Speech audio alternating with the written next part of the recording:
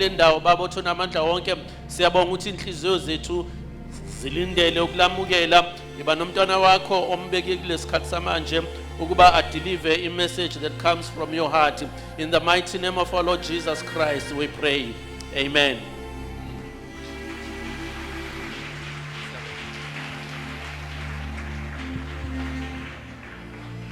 Hallelujah. We may be seated, bazalwane, in the presence of the Lord. Amen. Hallelujah. Kumnandi ukuba lapha. Hallelujah. Ake sishaye izandla samukele umoya oyingcwele. Umnikazi wenkonzo khona kule ndawo. Hallelujah. Thank you, Jesus. Sibonge nakumphathi ohlelo mamphakathi. Thank you so much, ma. Sibingelele egameni lika Jesu abazalwane basihola ngendumiso. Siyababingelele egameni lika Jesu. Ngithanda ukuthi ngibingelele ubaba be leadership bonke, ngibingelele nabazalwane bonke ama workers la ebandleni wonke in all departments. I greet you all in the name of Jesus. Amen. Bingelele obaba, omama, obhuti nosisi nabantwana abancane egameni lika Jesu Kristu. Amen. Bingelele izakhamuzi zombuso kaKristu egameni lika Jesu. Anisho njengezakhamuzi. Are you Christ Kingdom citizens? Ngiyanibingelela egameni lika Jesu. Amen. Hallelujah.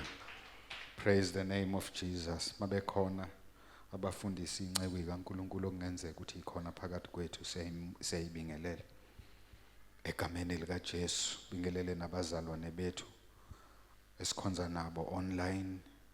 Sibabingelele egameni lika Jesu. Sibingelele nabazalwane abasivakashele egameni lika Jesu. Ngenhlonipho sibingelele abazali bethu baba noma.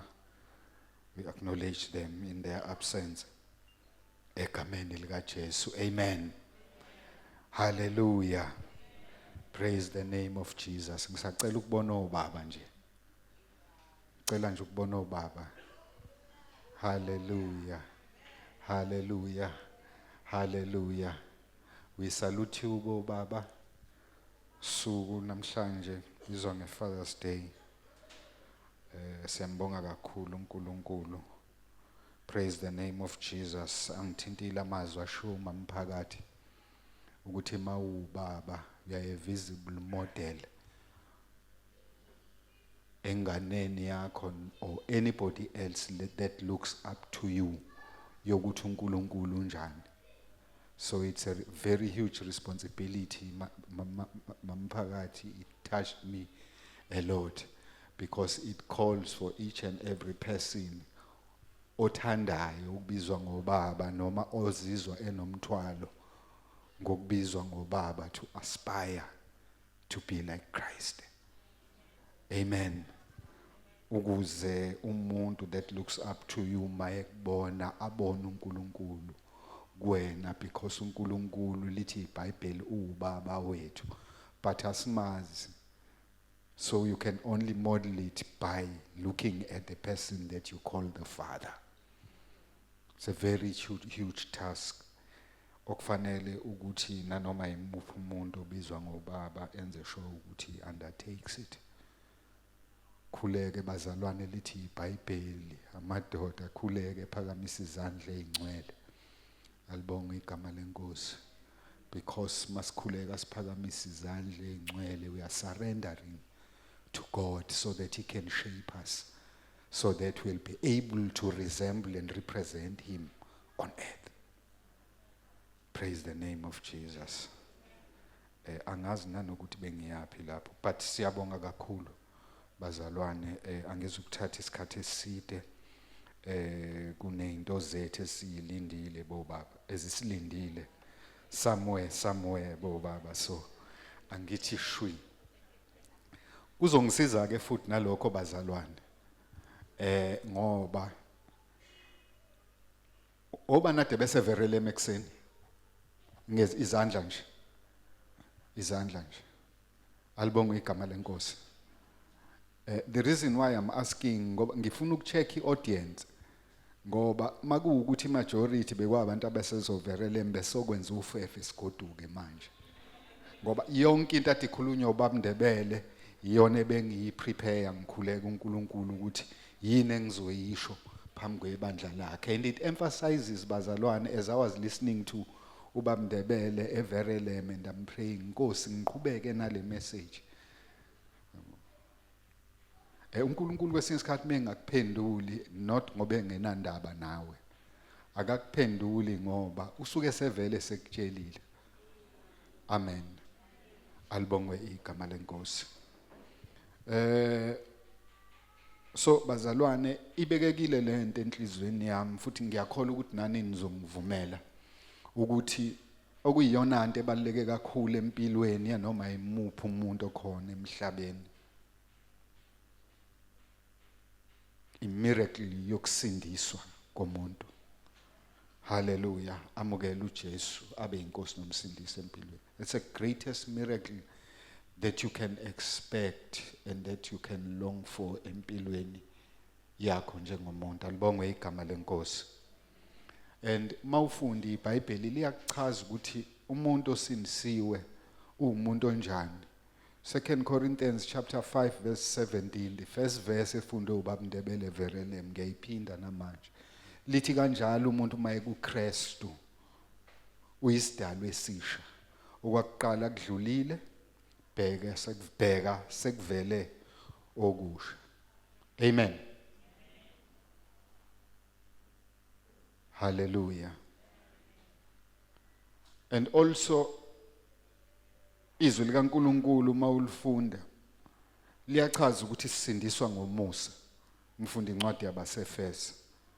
Ngokuba ngomusa nisindisiwe ngokukholwa. Liqhubeke ligcizelela ukuthi nakho lokho akuveli kunina ukuze ngabikho ozoyibonga. Apostle Paul uyazama ukuthi adile kakhulu nalento yokuthanda ukuboasta. Boaste nangezinto okungafanele uboaste ngazo. Alibongwe igama lenkosi. Amen. So insindiso I think is the most important thing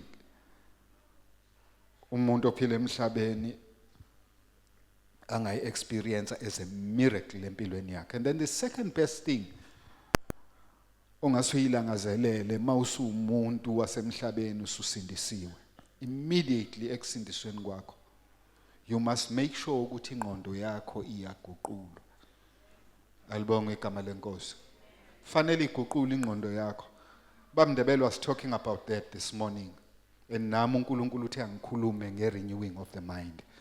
It tells you and I ukuthi how important this subject is njengamanje ngalesi sikhathi esiphila kusona siyabazalwane. Alibonge igama lenkosi. And siyazi bazalwane ubaba uhlale ukhuluma njalo ngendaba ye-renewing of the mind. And I was just going through ama-sermons ase-CKC as far back as I don't know, you can find kwilokhungane kwi-library yaku-YouTube. There's so many of them talking about the renewing of the mind. For as far back as I can remember, at 3:30, ubaba has always been talking about this. Because ibalekile ukuthi as soon as sisindiswa bazalwane ukuze sikwazi ukuphila impilo yokukholwa ngokukhululeka, we need to be transformed, and the transformation can only take place by the renewing of the mind. Lisho kanjalo izwi lenkosi. Hallelujah. So bazalwane, is very important ukuthi si recognize lento and heed to it bazalwane, otherwise we find ourselves struggling sesindisiwe to live impilo ezothokozisa uNkulunkulu. And lama struggles uthola ukuthi kwesinye isikhathi they are just as before we were saved, sometimes even worse. Kodwa sesitshela ukuthi sisindisiwe yina, sisendaweni entsha ngokomzimba, but ingqondo yethu ayiguquliwe ukuthi alignwe nala esesikhona. Hallelujah. So one of the important things eyenziwa insindiso imfundiso ezimpilweni zethu sesabazalwane. Fanele idile nalezi zinto esikhule sifunda. Mind uma sisindiswa abazalwane kusuke kungakona ukuthi sifike kokuqala emhlabeni. Kunezinto esisuke sikhule nazo safundiswa zona. Ezinye zazo saze sayikholwa sayemukela as the norm. But masifike insindisweni uNkulunkulu udinga ukuthi ambule indlela entsha ngoba mawusuyisidala esisha you need izinto ezintsha. Alibonge igama lenkosi. You cannot be living uyisidalwa esisha but using old systems of life. Ukuthi uphile kuzophambana, you are going to struggle. Hallelujah. So that is very, very important ukuthi we must allow ourselves to be transformed by getting our minds renewed. Hallelujah. Ziningi izinto ezicontaminate ingqondo yethu bazalwane. So it's very, very important ukuthi namhlanje ke sibuke ukuthi why is it important that we renew our mind. Praise the name of Jesus. And as I have said bazalwane, my text is simple. Sifundile very lemekseni, I'll do it again. Romans chapter 12 and verse 2. Fundeka kanje. And do not be conformed. Romans chapter 12 and verse 2. Amen. And do not be conformed to this world, but be transformed by the renewing of your mind, that you may prove what is that good and acceptable, perfect will of God. Amen. Singayifunda mhlambe ngeamplified bazalwane manizongivumela. Sifunde ngeamplified. In the Amplified Bible, it says, and do not be conformed to this world any longer with its superficial values and customs, but be transformed and progressively changed as you mature spiritually by the renewing of your mind, focusing on godly values and ethical attitudes, so that you may prove for yourselves what the will of God is, that which is good and acceptable and perfect in His plan and purpose for you. Nkosi mayibusise ukufunda kwezwilayo. Amen. Hallelujah. So bazalwane, this is a very popular scripture. uNkulunkulu asibekile enhlizweni yami namazwi ambale ngizowasho based on this scripture. Okuningi ke bazalwane, I also refer to izinto esake sayikhuluma la enkonzweni. Remember I once said ukuthi uma sindiswa bazalwane, we are not physically removed from the environment esisuke sikade sikuyona. We are not separated from the society that we live in. We are not separated from our families. We are not separated from our neighbors, co-workers, schoolmates, what have you. Usindiswa nje ubuyele khona ekhaya la kade uhlala khona. Hallelujah. And bazalwane, sithi sindisiwe, we are still hearing and seeing izinto ebezivele sizenza ezenzekayo la emhlabeni. uNkulunkulu doesn't blind us to everything that happens emhlabeni. Alibongwe igama lenkosi. So it's very, very important ukuthi we take cognizance ukuthi uNkulunkulu uqonda ukuthini might we should not conform. Bukade ngibuka leli igama elithi conform. One of the statements that touched me as I was looking it up kuma dictionary, it says it's to behave according to the socially acceptable conventions and standards. Alibongwe igama lenkosi. So a warning not to be conformed to this world. uNkulunkulu uyasiwonisha ukuthi mase singabantwana bakaNkulunkulu, we cannot align impilo yethu with what is happening in the world, as much as we cannot separate ourselves from this world. Alibonge igama lenkosi. There is so much that is happening around us bazalwane. There is so much that is happening around us But the question is, you need to ask yourself, do you want to conform or you want to be transformed? Praise the name of Jesus.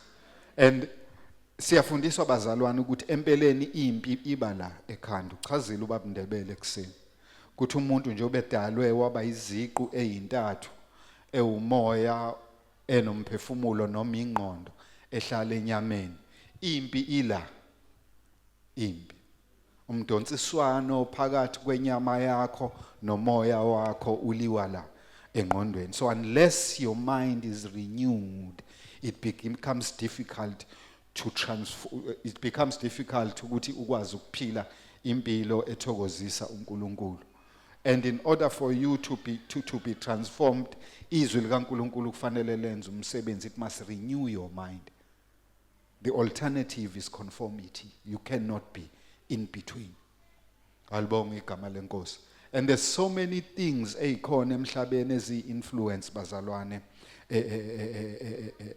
empilweni yethu. Hallelujah. Praise the name of Jesus. And isitha bazalwane sikhanda environment kwesinye isikhathi in our lives sesiyabazalwane where we find ourselves worrying about things that we are not supposed to worry about. Even uJesus wonishayo ukuthi we should not be worrying about these things. Kuvele kube yilezi zinto esikhathazeka ngazo kakhulu. Alibonge igama lenkosi. Hallelujah. And bazalwane umhlaba esiphila kuwo is full of obsession with pleasure. Is full of obsession with power. Alibonge igama lenkosi. Ziningi izinto that distracts imqondo yethu.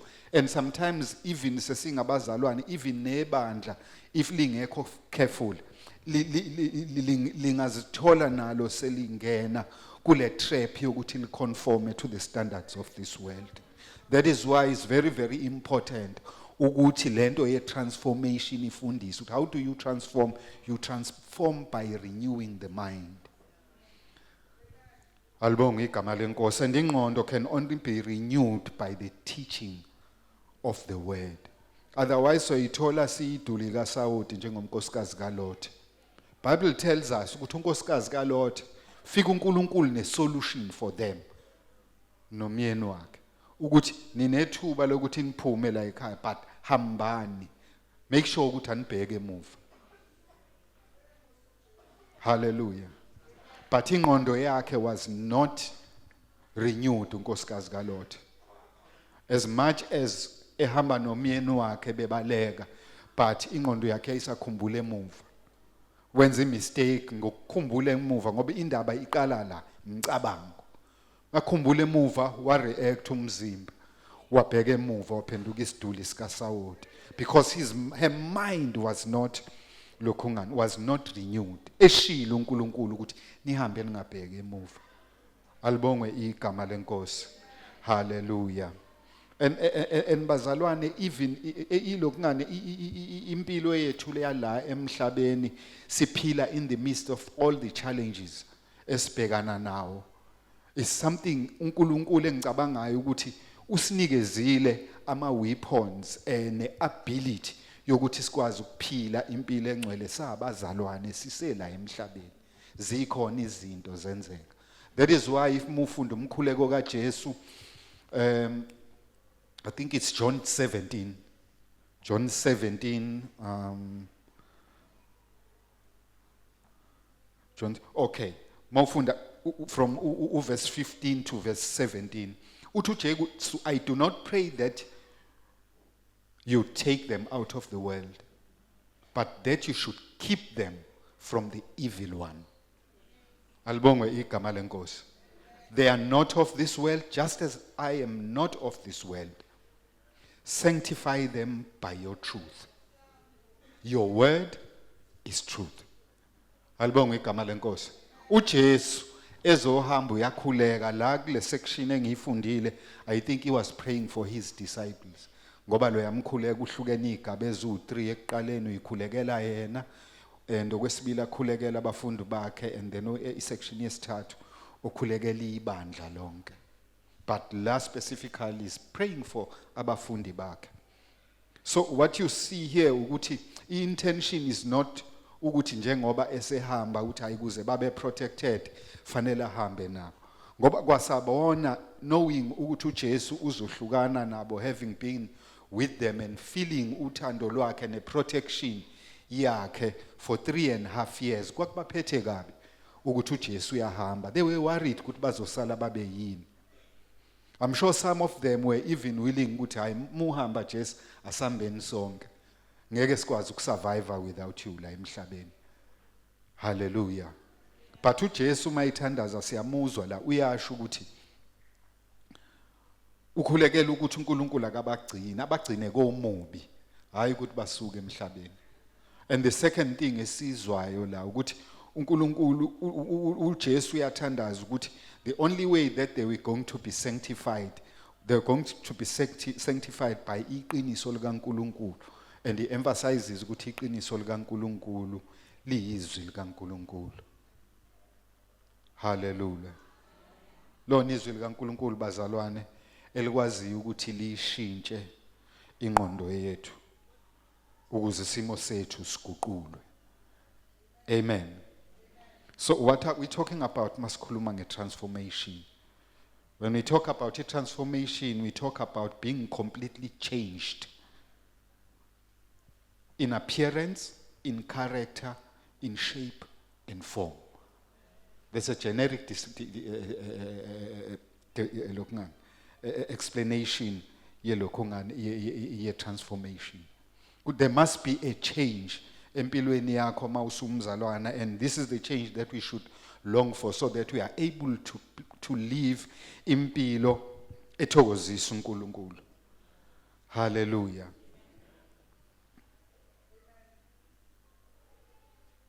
So ingqondo yethu masivuma ukuthi ishintshwe bazalwane. Shintshwa ngezwi likaNkulunkulu. Kunezinto that begin to develop empilweni yakho. You start experiencing izinto obungayi experience. Indlela okhuluma ngayo iyaqala ishintshe. Kuba nezinto obuzenza okungasavuma ukuthi uzenze. That is when you are changing into a new form and becoming Christ-like. But mind you, this transformation is not a once-off thing. Alibonga igama lenkosi. Transformation is not a once-off thing. It's something a progressive. My progressive, kusho ukuthi it takes place over a period of time, but at the same time there should be progress. Ngoba phela kungenzeka ukuthi uhleli nje over a long time ususindisiwe 20 years kodwa nje useyitshe. It's not only about time, there should also be progress in terms of growth. So that's why I'm saying it's supposed to happen progressively. Alibonga igama lenkosi, because the aspiration ukuthi ekugcineni there has to be a time la sibonakala sesifana naye. Sesenziso kwakhe. Khona umhlabelele niyawazi umhlabelele ukuthi abantu babone senihambiso kwakhe. Hallelujah. In order for us to get to that stage, we need our minds to be renewed by the word of God. Hallelujah. Lithi iBhayibheli, as he is, so are we in this world. So that's a thing that must encourage us ukuthi silangazelele ukufana naye, and the only way ukuthi sivuma ukuthi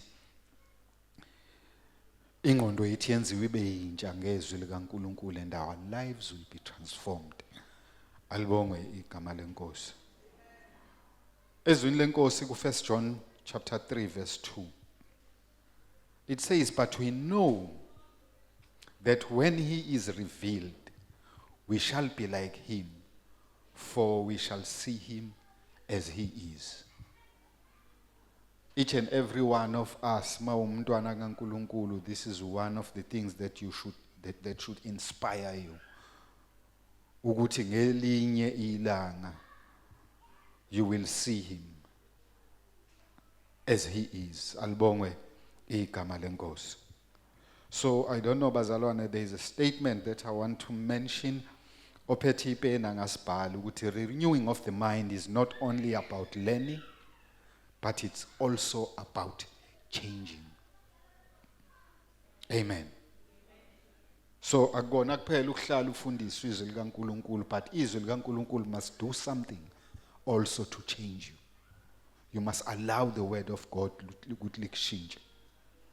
I think somewhere in the book of James kukhona la lichaza khona ukuthi izwi likaNkulunkulu is not something that we can just read or listen to. Lisebenza kakhulu mase silenza siliphila. Hallelujah. And there is a blessing ehambisana nokuphila izwi likaNkulunkulu. Alibongwe igama lenkosi. Once our minds are renewed, our behavior changes. Amen. Indlela esikhuluma ngayo iyashintsha. Even the way we perceive things, it changes. Alibonge igama lenkosi. Izinto ebesibuka, you sit in front of a TV and look at the shows, uthola ukuthi uyak-enjoya, but uthola ukuthi ingqondo yakho misibe yenziwe yaba yintsha. You start losing appetite on some of the things that ezingayenzi isense engqondweni yakho njengomntwana kaNkulunkulu. Alibongwe igama lenkosi. Hallelujah. Ngoba ingqondo yakhe isiyenziwe yaba yintsha. Apostoli uPaul khona la esho khona athi konke ikwazi wakushaya indiva ngenxa yokwazi uKristu. Hallelujah. Zikhona ezinye, it's not only bad things, but nezinto ezibukeka zizinhle zingesona isono. Kodwa uNkulunkulu mayebona ukuthi zizoba i-distraction endleleni yakho yokukhula. Yila uNkulunkulu esedila nawe ke. Ukuthi hayi ku right lokho. Kodwa hayi kuzokuphazamisa. Let me make an example ngayo umpostoli uPaul. Upostoli uPaul was very young. Mawufunde emlandweni kaKristu abanye bayakulinganisa ukuthi engathi bakwi age group eyodwa noJesu. Hallelujah. But by the time umpostoli uPaul is revealed ezwini likaNkulunkulu ngokweBhayibheli, uvela umpostoli uPaul sesithola ukuthi ngokwe-knowledge khona la lisho khona izwi likaNkulunkulu ukuthi by zeal he was a Pharisee as much as he was young, but he was so knowledgeable and so respected even by izikhulu zeyintshebe ezazikhona laphana, because wayivulekile la ekhanda, iJudaism wayifunda wayigogoda. Alibonge igama lenkosi. So he was respected at that age, but zonke lezo zinto, even umpostoli uPaul uthi family yakhe was a well-to-do family. So umpostoli uPaul umuntu nje owaziwayo ukuthi umuntu owaye right, to the extent yokuthi they were not only ama-citizens akwa-Israel, or they were not just Hebrews. Family yakulo was also Romans. They had the Roman citizenship. Ifamily yakalokhu ngani. Ngangayixoxa le ndaba la enkonzweni ngelinye ilanga ukuthi these kingdoms, especially lezi zase-Europe, I think the Romans used to do that. I know ukuthi umbuso wamaNgisi they do that. What they do is ngoba mawuse kingdom kuphela unganawo amanye ama-territories ngaphandle, you are not called an empire. Umbuso wakho ugcina nje uyi-kingdom ngoba uhleli la endaweni yakho. So i-aspiration ngalezo yikhathi kwakuwukuthi bakukhulisa imibuso yabo. So kuma-territories laba babewaphethe kuba nabantu ababebe appoint, othola ukuthi umuntu lo mhlambe ufundile and impilo yakhe or i-lifestyle yakhe is in line with ama-principles abo as their owners, bese bemupha i-citizenship. Uyawuzwa amaNgisi kuba nabantu abagcobayo abanike ama-order of the British Empire no member of the British Empire. Alibonge igama lenkosi ngoba ngokwabo basuke bebona ukuthi we are confirming to their standards. Alibonge igama lenkosi. So ifamily yakaPaul yayikuleyo level yempilo ngaleso sikhathi. That is why umuzwa mase befuna ukumahlulela umpostoli uPaul lokungane ngevangeli ayiselishumayela, mayisevaleleke khoneni uyabashintshela athi hayi nibuye ningibheke kahle phela ngeke nikwazi nini ukungihlulela. I am a Roman citizen, so elami icala ngeke liqulwe liphele la, it has to go to Rome. Ngoba wayihlakaniphile uPaul, wayekwazi ukuyisebenzisa i-authority yakhe imsebenzele. Hallelujah. So bazalwane, is very important. I was just emphasizing ukuthi ezinye izinto noma zi-right, but uNkulunkulu i-direction yakhe ingezikuyidinga lezo zinto uyakiyekisa zona. Njoba ngisho ukuthi umpostoli wayehlakaniphile efundile njalo, he could have done something else. uNkulunkulu wayengamenzisa something else that was in line with imfundo yakhe, wamiyekisa yonke leyo nto, wamfaka ensimini wahamba eshumayela. Alibonge igama lenkosi. Eyiphilisa ngokuthi ehambe ethunga amatende, edayisa amatende. There's a business yasekhaya waqhubeka naye eyiphilisa ngayo while he was in ministry. Alibonge igama lenkosi.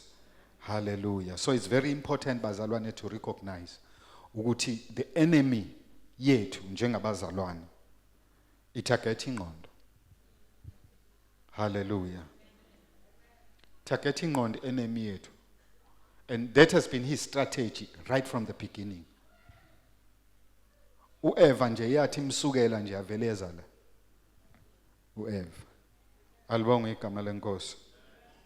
Yabona nje ufunda umbuzo owabuzwa iserpent kuEva bese ubuyela ngala kuGenesis 2 ubuke istatement sikaNkulunkulu. Uhalf wento eyashiwe iserpent yayi correct. Uhalf wawungekho correct. But whoever could not pick that up and she fell into the trap ngenxa yokuthi he did not thoroughly understood the word of God. Alibonge igama lenkosi.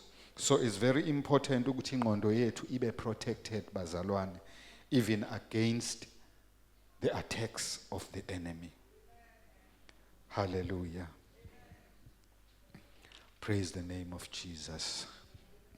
So njoba sengike ngasho bazalwane ukuthi umpostoli uPaul ubhala le ncwadi, we need to be aware. Ngiye ngithande mina bazalwane ukuchecka historical context ne background ukuthi umpostoli Paul is writing all these things to elokhu ngithulele ibandla lama Roma as a emphasize lento of the yelokhu ngani yokuthi ingqondo zabo iguqulwe yini. And I'm picking up ukuthi ngalesi isikhathi I think it was in the mid-50s AD. Roman Empire was very, very powerful. Rome was the powerhouse of the world at the time. It was very wealthy. But there was so much corruption and people were wild. They would have games for 3 months nje. Kuphilwa nje, yeah, impilo yakhona engekho right. And Paul was very much worried ukuthi ibandla may end up being influenced by imfundiso zakhona. Alibonge igama lenkosi. Because ikhona into ebakhona bazalwane ezincekweni zikaNkulunkulu abapostoli. They value umsebenzi kaNkulunkulu asuke wenza through them. Because at the end of the day they know ukuthi they are accountable. Mhlambe thina singenake nje but kuzona kuba bhlungu. Uyacabanga umpostoli Paul, I think le ncwadi wayibhala sazi noma wayese ngisakhumbula ukuthi wayekuphi, either wayese Corinth, yeah, ebhalela ibandla laseRome. But he's worried about la bazalwane. Ukuyaqhubeka uyashumayela la, but he's worried about la bazalwane baseRome because he knows what is going on. Babhalela le ncwadi just to strengthen them bazalwane. Sho ukuthi kubalekile ukuthi bafocus ezwini likaNkulunkulu. Ekuqaleni ufunde ekuqaleni uyabathembisa ukuthi akeve langazelela ukuthi ayifikele kubona qathatha and deposit the things uNkulunkulu ayibekile enhlizweni yakhe but usabambekile. Alibonge igama lenkosi, because he had so much concern as an apostle for abazalwane abakuleya ndawo and i-atmosphere and environment ababephila ngayo. That is why bazalwane it's very, very important ukuthi njengabantwana bakaNkulunkulu we heed the call of God. Sikwazi ukuthi ingqondo zethu zibe protected by the word of God. Amen. So kuleya ndawo ababehla elokungana ababehlala kuyona abazalwane eRome, there was so much opposition yezwi likaNkulunkulu and there was a lot of idolatry that was going on. So a problem these things were influencing indlela abacabanga ngayo, because not only were there was idolatry, kwakukhona futhi ne-distortion yezwi likaNkulunkulu. Uyabona umuntu akufundele ivesi kodwa manje mayisekuchazela lona lichaze ngendlela elingasho yona, because yayikhona kakhulu ngalezo ikhathi kuleya ndawo lento yokudistorta izwi likaNkulunkulu, and umpostoli was very much worried ukuthi abazalwane they might end up bephuma endleleni makuwukuthi lezi zinto ziyabalokho. So it's very, very important ngoba once you influence ingqondo yomuntu, you make him to conform to whatever you are influencing them with. Amen. So it's very, very important ukuthi as abazalwane we need to be steadfast in allowing God ukuthi ayisebenze ingqondo yethu ukuze iguqulwe impilo yethu. Alibongwe igama lenkosi. So that we will be rooted kuKristu, otherwise we'll be blown away singabazalwane. Amen. Hallelujah. And mawulubuka leli verse esilifundile bazalwane, you will realize ngasekugcineni ukuthi liyakucacisa ukuthi kungani kumele yenziwe ibe yintsha ingqondo yethu. Amen. Praise the name of Jesus. It says ukuze sibe nokuhlolisisa okuyintando kaNkulunkulu, okuhle okuthandekayo nokuphelele. Amen. Mawuyifunda kwi-Amplified, it says so that you may prove for yourselves what the will of God is, that which is good and acceptable and perfect in his plan and purpose for you. Hallelujah. So bazalwane, this tells you and I ukuthi the renewing of the mind is something that must be intentional and personal. Amen. It must be intentional and personal, because la umpostoli, he says we have to prove for ourselves. So the renewing of the mind akuyona nje into eniyenza nje ngoba naku kumnandi, but you have to have a clear intention of what you are doing wena personally. Hallelujah. uNkulunkulu sinikezile bazalwane ama-tools nama-weapons, I said it before, ukuthi sikwazi ukuthi ukusiza ukuthi sikwazi ukuthi impilo yethu iguqulwe ngokuthi kuguqulwe ingqondo zethu. Umoya oyingcwele usinikezile uNkulunkulu ukuthi asihola siqondise. Hallelujah.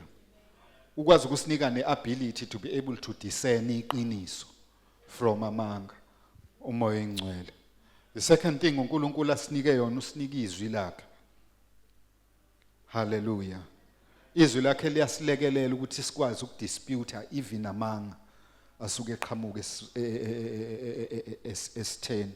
Alibonge igama lenkosi ngoba izwi likaNkulunkulu liyiqiniso. So if we are steadfast in knowing izwi likaNkulunkulu, knowing ukuthi liyiqiniso, we cannot be swayed to and fro by every other wind that comes. We will be steadfast and rooted endleleni uNkulunkulu asibeke yona. The other thing uNkulunkulu asinike yona, usinika amandla. He has given us power and authority okwazi ukumelana namacebo esitha. uNkulunkulu usinikezile amandla ukuthi sicommande over any situation. That is why iBhayibheli ukuthi sinawo amandla okunyathela ofezela nezinyoka. That's the authority that we must use, and the weapon that we must use to our advantage.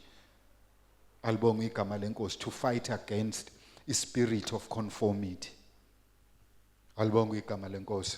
And the other thing that we need to recognize, bazalwane, we need to be gatekeepers of our lives.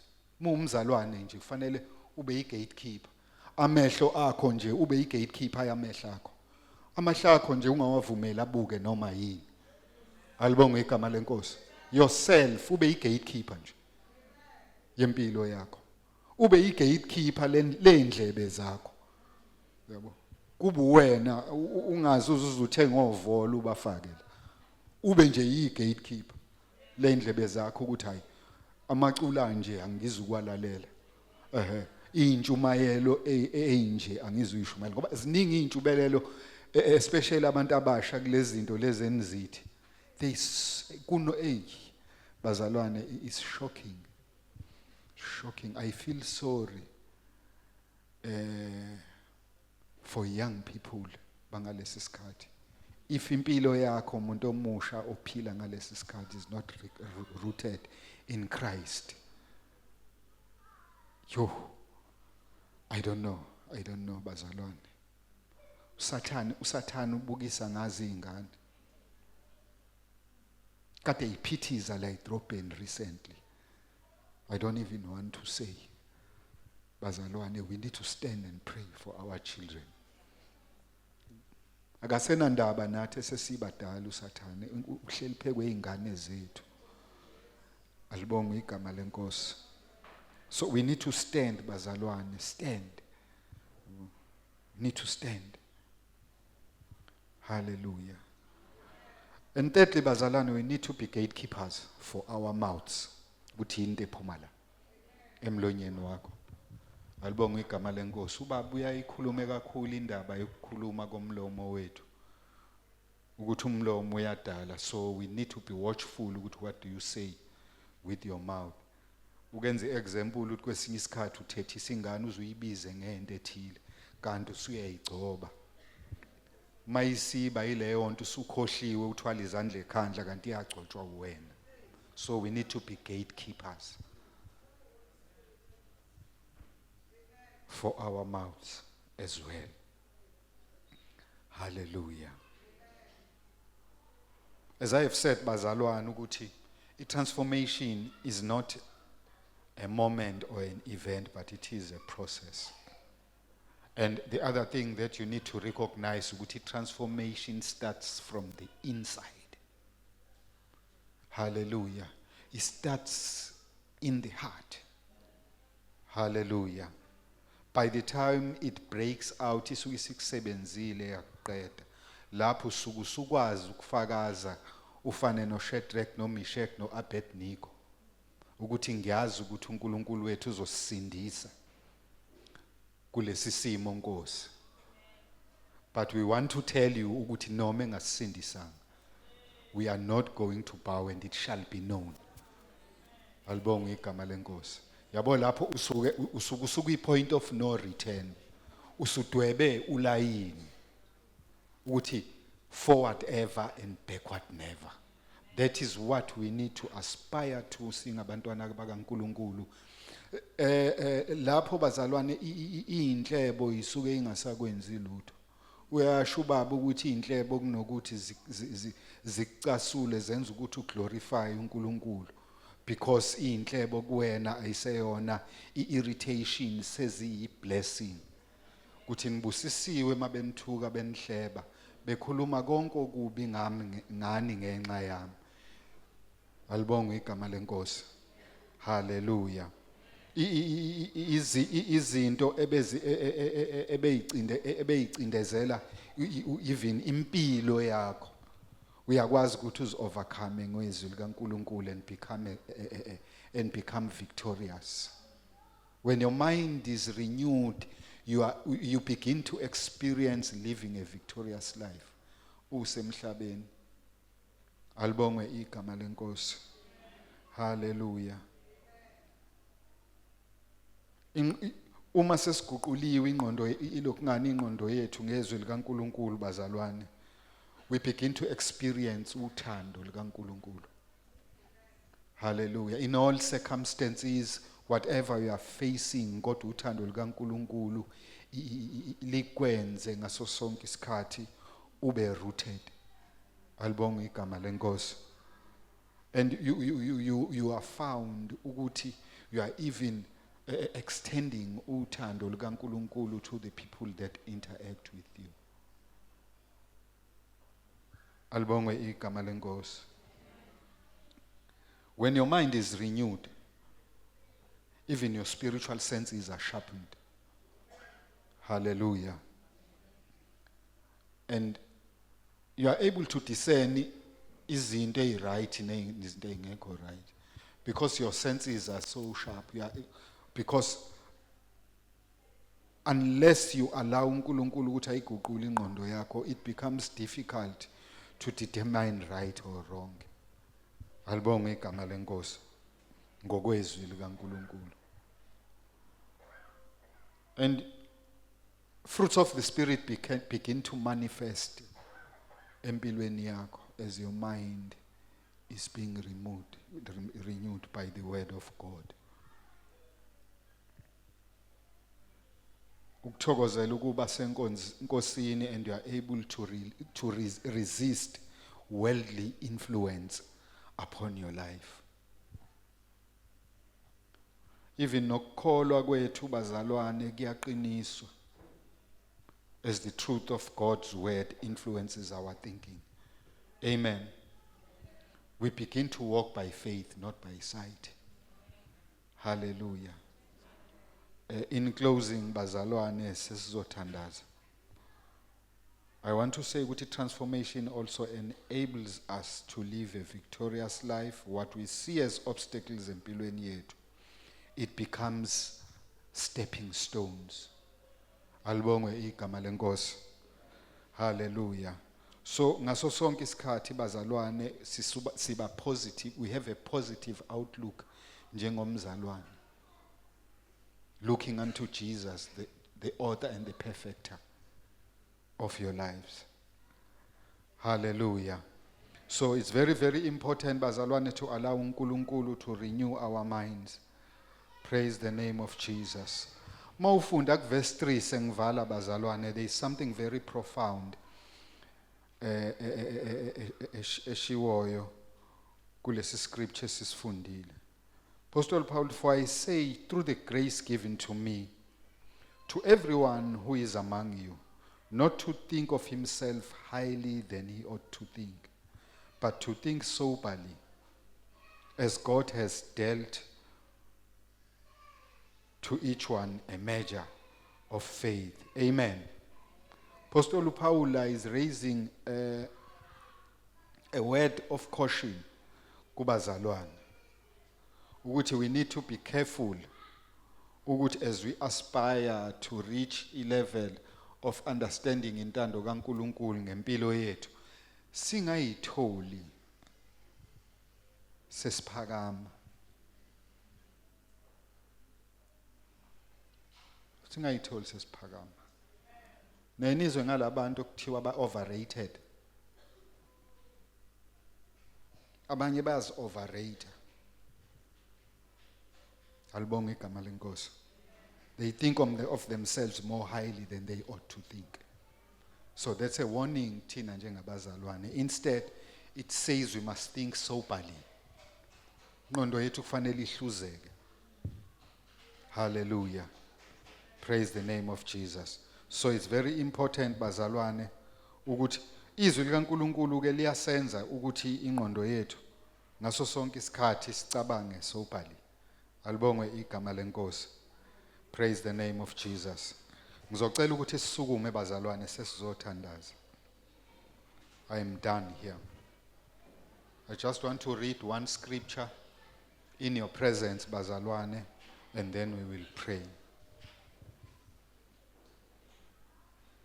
Philippians chapter 3, uzofunda verse 7, no 8, no 9.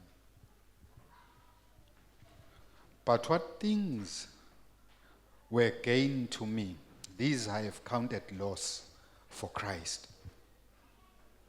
Yet indeed I also count all things loss for the excellence of the knowledge of Christ Jesus my Lord, for whom I have suffered the loss of all things, and count them as rubbish, that I may gain Christ, and be found in him, not having my own righteousness, which is from the law, but that which is through faith in Christ, the righteousness which is from God by faith. Amen. So bazalwane, all in all, ukuze sikwazi ukuthi sifike kule level yempilo ethandwa uNkulunkulu, ngeke sikwazi ukwenza ngokuthanda kwethu. Musa kaNkulunkulu. Musa kaNkulunkulu is there ukuthi asilekelele ukwazi ukuthi sithi attain that highest level of calling uNkulunkulu asibizele yona. And kufanele sibe abantu abalikholayo izwi likaNkulunkulu. Ku difficult, I can even say it's even impossible ukuthi into ukwazi ukuphila into ongayikholwa. Alibonga igama lenkosi. iBhayibheli kwenye indawo,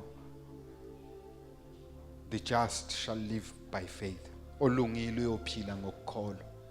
Alibonga igama lenkosi. So ukukholwa kwethu, if we committed to izwi likaNkulunkulu, izwi likaNkulunkulu lizokwazi ukuthi lisebenze empilweni zethu. Can only work and be effective masilikholwa. We are to baba izwi faith isandla sokwamukela whatever uNkulunkulu asinikeza yona ngomusa wakhe. Amen. So unless we extend our faith isandla sokwamukela umusa kaNkulunkulu, lithi iBhayibheli, his grace is sufficient for us. Alibonga igama lenkosi. There is no shortage of grace kaNkulunkulu. There is not time where grace kaNkulunkulu is not sufficient, but our hand of faith silikholwa izwi likaNkulunkulu mayethi, my grace is sufficient for you. We spoke about it recently.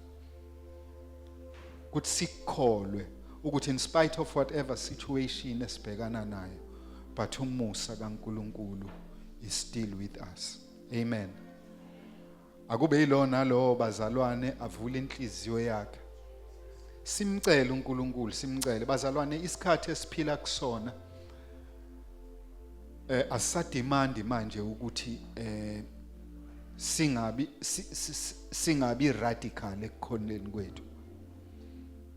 Alibonga igama lenkosi. Siyadinga ukuthi sibe radical and sibe steadfast endleleni yethu yokukholwa bazalwane.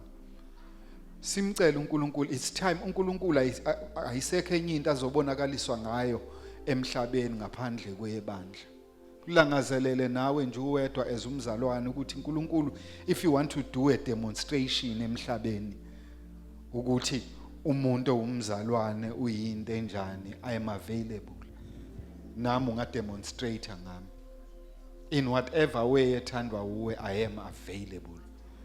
Alibonga igama lenkosi. uNkulunkulu sekufanele aziwe ukuthi umdali wezulu nomhlaba. Alibonga igama lenkosi. Nathi futhi kwaziwe ukuthi sabantwana bakhe. Alibonga igama lenkosi. Ukhona lo mprofeti owasho njalo ukuthi ekhuleka ethi, Nkosi, ngifuna bazi ukuthi ngithunywe uwe. Alibonga igama lenkosi.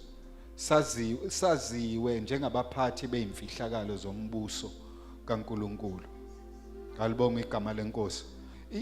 There has to come a time bazalwane where we are able to influence environment la sihlala khona. La ukhona doing whatever you are doing, kwazeke ukuthi kunomzalwane.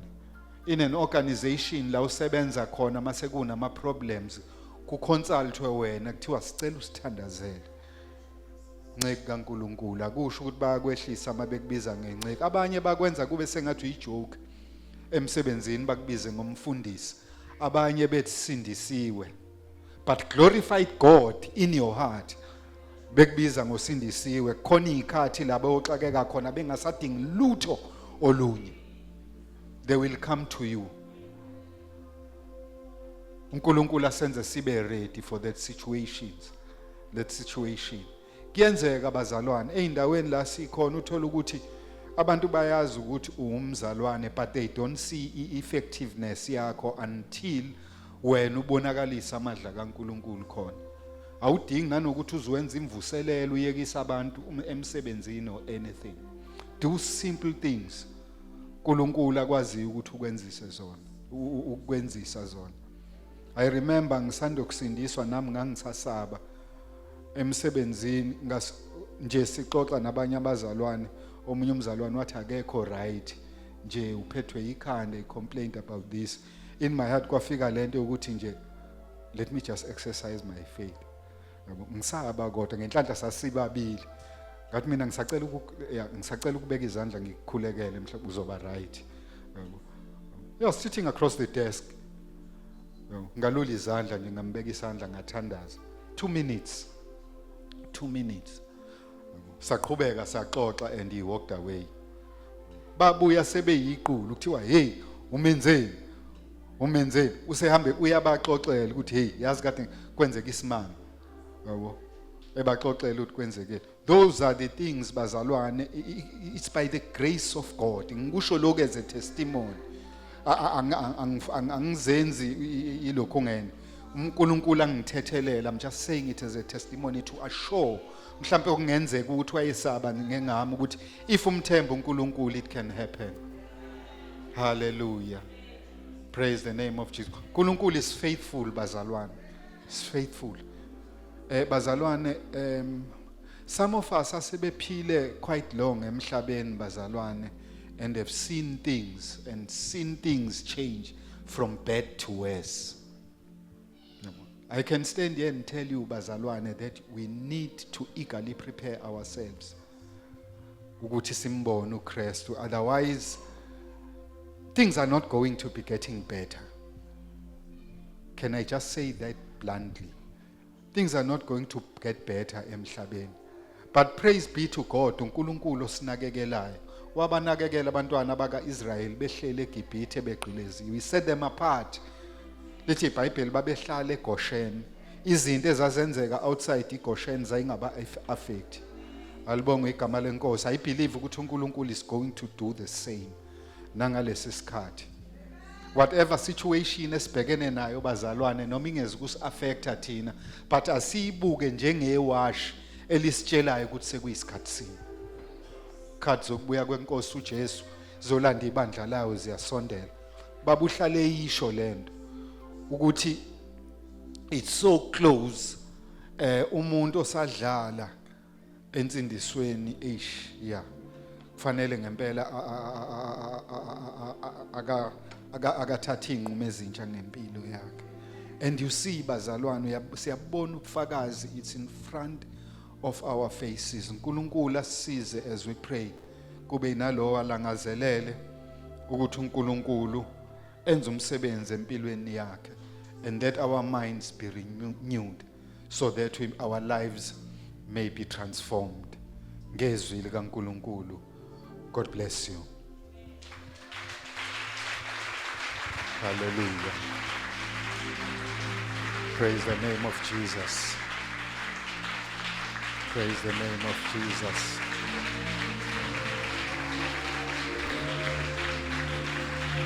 Hallelujah. Hallelujah. Hallelujah. Ake sikhuleke bazalwane. Just open up your heart. Just open up your heart. Ngenze ukuthi awazi ukuthi uzoqala ukuthini mawukhuleka. Just call the name Jesus. Ulenzile uNkulunkulu igama lika Jesu laba ngaphezukwa wonke amagama. Lithi iBhayibheli ngaleli igama onke amadola ayaguqa, okusezulwini nokusemhlabeni nokungaphansi komhlaba, zonke izilwimi zivume ukuthi uyinkosi. Igama elithi Jesu liyawenza umsebenzi. Baba siyabonga. Here we are, we humble ourselves before you nantambama. We're opening up our hearts. Sivuma ukuthi wenza umsebenzi empilweni zethu. Siza baba njengabantu abangena kwi-operating room. Ntambama namhlanje ukuthi ukulungisise impilo yethu, Heavenly Father, egameni lika Jesu. Babusize uNkulunkulu namandla ukuthi singaconform to the standards of this world. uNkulunkulu wethu sikhulekela baba ukuthi ingqondo yethu iguqulwe, yenziwe ibe yintsha ngezwi lakho. ukuze uNkulunkulu onamandla sikwazi ukuphila impilo ezothokozisa wena. Here we are, uNkulunkulu onamandla, sikhulekela ukuthi Nkosi yamakhosi usiphe amandla, Nkosi yamakhosi, ukwazi uNkulunkulu onamandla ukumelana uNkulunkulu oyingcwele namacebo omubi, uNkulunkulu onamandla who resists, uNkulunkulu oyingcwele ukuthi ingqondo zethu ziguquke, you resist that our lives be transformed. Heavenly Father, we declare uNkulunkulu onamandla that we are not to conform to the standards of the world anymore. Father, we pray egameni lika Jesu Kristu waseNazaretha, pour out your spirit uNkulunkulu onamandla njengokwesithembiso sezwi lakho ngomprofeti wakho uJoel ukuthi kunesikhathi where you'll pour out your spirit upon all flesh. Lithi izwi lakho, your young men shall see visions, older men shall dream dreams. Siyabonga ke uNkulunkulu onamandla that you are doing it even nangalesi sikhathi for the glory of your precious name. Baba, siyakhuleka uNkulunkulu oyingcwele egameni lika Jesu ukuthi umoya oyingcwele uNkulunkulu onamandla esenza umsebenzi empilweni zethu, that your grace uNkulunkulu onamandla may abound empilweni zethu. Heavenly Father, lithi iBhayibheli, where sin abides, your God's grace abounds even more. Our desire uNkulunkulu onamandla in the midst uNkulunkulu onamandla of the chaos that is happening around us, uNkulunkulu onamandla, that your grace may abound empilweni zethu. It is only through your grace uNkulunkulu oyingcwele that we may be able to withstand uNkulunkulu onamandla even the attacks of our enemy. uNkulunkulu oyingcwele egameni lika Jesu Kristu waseNazaretha, anoint us, Heavenly Father, with the anointing that comes from above to be able to stand and resist uNkulunkulu oyingcwele the attack that comes from the devil. Lithi iBhayibheli, resist the devil and he will flee from you. Baba, siyabonga ke uNkulunkulu onamandla for umsebenzi owenzayo phe kwempilo yethu. Siphakamisa udumo egameni lika Jesu Kristu waseNazaretha. Baba, siyabonga umsebenzi uNkulunkulu onamandla uphelelisayo. Heavenly Father, we are witnessing izwi lakho uNkulunkulu onamandla lilethu ukuphila emzimbeni egulayo kule ndawo. uNkulunkulu onamandla, we declare ukuthi uNkulunkulu oyingcwele ongene egula, uNkulunkulu onamandla uyaphiliswa kule ndawo ngegama lika Jesu Kristu waseNazaretha. Baba, sikhulekela uNkulunkulu onamandla ongene uNkulunkulu oyingcwele discouraged, uNkulunkulu oyingcwele, that you are encouraging them right now ngegama lika Jesu Kristu waseNazaretha ngezwi lakho. Baba, siyakhuleka uNkulunkulu onamandla kwabakhathazekile, uNkulunkulu oyingcwele, that you are bringing comfort in the name of Jesus. Baba, siyabonga uNkulunkulu onamandla for the yokes uNkulunkulu onamandla that are broken. Thank you for burdens uNkulunkulu onamandla, heavy burdens upon abantwana bakho uNkulunkulu onamandla that are being removed. We thank you, Heavenly Father, for chains uNkulunkulu onamandla that are loosed, amaketanga abopha abantwana bakho uNkulunkulu onamandla from moving forward, uNkulunkulu onamandla, from glory to glory. Father, we thank you that they are being loosed right now ngegama lika Jesu Kristu waseNazaretha. Lithi izwi lakho, whom the Son sets free is free indeed. We thank you uNkulunkulu onamandla. We declare ukuthi siphuma kule ndawo being freed because Christ Jesus is at work empilweni yakhe to declare freedom uNkulunkulu onamandla from every type of bondage. Siyabonga ke Baba ukuthi wethembekile, usiveza njalo wethembekile egameni lika Jesu Kristu waseNazaretha. We thank you uNkulunkulu onamandla, as uNkulunkulu oyingcwele sivuma uNkulunkulu oyingcwele ukuthi siguqulwe ngokuthi yenziwe ibe yintsha ingqondo yethu uNkulunkulu onamandla. Wena uyaqala wenza umsebenzi empilweni zethu. We are beginning to enjoy uNkulunkulu onamandla uthando lwakho Nkosi yamakhosi, as wenza uqhubeka wenza umsebenzi empilweni yethu. Siyabonga egameni lika Jesu Kristu waseNazaretha. Baba sinikele uqobo lwethu uNkulunkulu onamandla ukusukela ekhanda kuze kufike ematheni onyawo ukuthi uthathe full ownership yeimpilo zethu uNkulunkulu onamandla ukuze igama lakho lidunyiswe through us.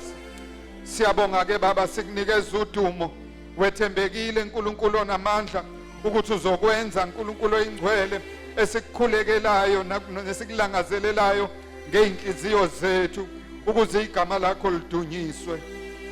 We give you honor, we give you praise, Heavenly Father.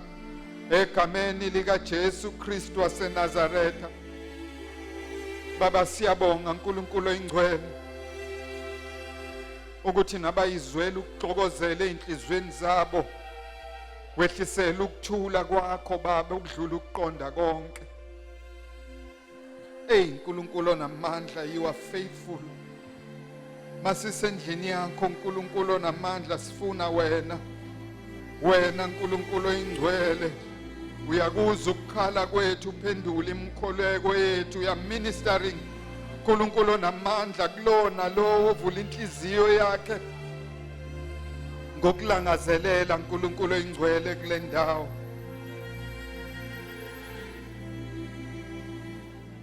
Siyabonga Baba for deliverance uNkulunkulu oyingcwele. Sibonga ukukhululwa kwabantu bakho kwinhlobonhlobo zezibopho egameni lika Jesu Kristu waseNazaretha. Abanye uNkulunkulu oyingcwele bakule ndawo bashiye emakhaya uNkulunkulu oyingcwele izimo ezingekho zinhle. Ezisimile sidumisa wena Heavenly Father, we thank you ukuthi wena we are sending angels, we are deploying angels uNkulunkulu oyingcwele to deal with those situations, Heavenly Father, for the glory of your precious name. Uyahambela uNkulunkulu oyingcwele konke okubizwa ngegama lethu, Heavenly Father, that it may be glorified by you. Thank you, Heavenly Father, for amandla egazi lika Jesu elenza umsebenzi phekwe impilo zethu elithi izwi lakho liyasihlambulula nakukho kungalungi kwethu. We allow, Heavenly Father, we allow you to minister the blood of your Son Jesus over our lives. Heavenly Father, uthe Baba lithi izwi lakho Baba abanaleli ithemba lokuthi mayibonakaliswa bazofana naye bayihlambulula. Enze njalo naseimpilweni zethu igazi lika Jesu siyakholwa sinesiqiniseko ukuthi lisenawo amandla namhlanje okwenza lo msebenzi. Size altare lakho, Heavenly Father, sivula inhliziyo zethu wena uhlola inhliziyo. There is nothing hidden from you. Ngisho singabafihlela abantu akukho esingakufihlela wena. Hallelujah. That is why we are Baba size kuleli altare uNkulunkulu oyingcwele size sivula inhliziyo zethu. Deal with us uNkulunkulu oyingcwele accordingly. Sisebenze uNkulunkulu oyingcwele ngezwi lakho. Sisebenze, Heavenly Father, ngomoya wakho oyingcwele. Sithambele uNkulunkulu oyingcwele ukwenza intando yakho. Sithambele ukwenza ngokwentando yakho uNkulunkulu oyingcwele ukuze udumo lonke liphakamele wena. Kube kude nakithi uNkulunkulu oyingcwele ukuthi siziphakamise ngomsebenzi owenzayo empilweni zethu. Wena Jehova uphakamisa abayithobayo kodwa abayiphakamisayo uyabathobisa. We humble ourselves before you, Heavenly Father, and say to you, do unto us according to your will and for the glory of your name. Siyavuma, Heavenly Father, yenze njalo namanje kulo nalo inhliziyo yakhe yavuma. Baba singalali uNkulunkulu oyingcwele singakuthola ukuthula, Heavenly Father, until we see intando yakhe ibonakaliswa ey'mpilweni zethu exactly as it is in heaven. Baba siyakhuleka ibandla lakho iChrist Kingdom Citizens sinikela kuwe uNkulunkulu onamandla ukuthi ipurpose yakho uNkulunkulu onamandla ngokuba khona kwethu kule ndawo ibonakaliswe. Wazeke wena ukuthi unguJehova. Jehova ongabheki ngisho ubuso bomuntu. Jehova ongabheki ngisho ubuso bomuntu, Jehova ohlola inhliziyo. We humble ourselves before you, Heavenly Father. Sikhuleka Baba ukuthi udile even nangomoya wokwesaba ezimpilweni zethu. Sihambe ngokukholwa singahambi ngokwesaba, ngoba ukusaba ikona okuvimba ukuthi ukukholwa izwi lakho uNkulunkulu oyingcwele kuthela izithelo empilweni yethu. Spirit of fear, we nullify you ngegama lika Jesu.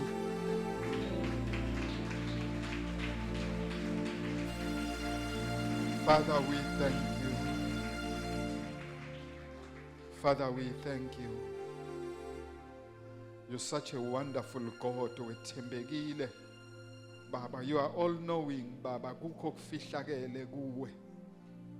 Wazi isibalo seyinwele zethu. There is nothing that we can hide from you. Everything is known by you ngoba wena odale konke, ukwazi konke.